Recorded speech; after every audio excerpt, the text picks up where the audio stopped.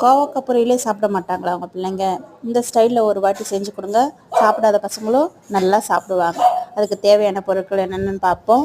1 spoon உளுந்து, 1/2 spoon எள், அது கருப்பு எள் இருந்தாலும் பரவாயில்ல, வெள்ளை எள் இருந்தாலும் பரவாயில்ல,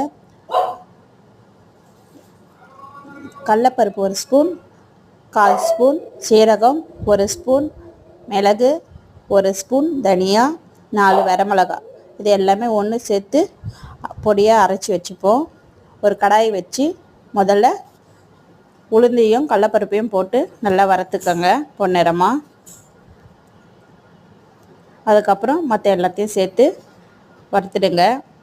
அந்த சூட்டிலேயே எள் பொரிஞ்சு வந்துடும். அதை எல்லாத்தையும் ஒரு சின்ன மிக்ஸி ஜாரில் சேர்த்து பொடியாக நறுக்கி வந்துடுவோம். ஒரு கடாய் வச்சு கடாய் காஞ்சதும் எண்ணெய் ஊற்றுங்க.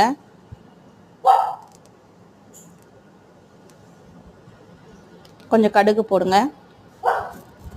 கடுகு பொரிஞ்சதும் வெட்டி வச்ச கோவக்காய் பொரியல் உங்களுக்கு எந்த டிசைனில் பிடிக்குமோ அந்த மாதிரி அரிஞ்சுங்க. நான் நீல வாக்கில் அரிஞ்சு வச்சுருக்கேன். அதை நல்லா வதக்கி விடுங்க.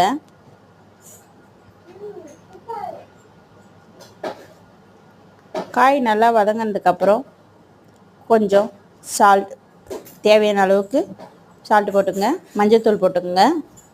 கொஞ்சமாக பெருங்காயம் போட்டுக்குங்க. இது எல்லாத்தையும் ஒன்று சேர கலந்து விடுங்க. இதை ஒரு தட்டு போட்டு மூடி ஒரு 10 நிமிஷம் வச்சிடலாம்.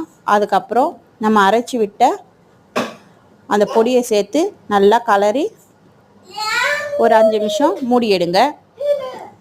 காய் தயாராகிடுச்சுங்க.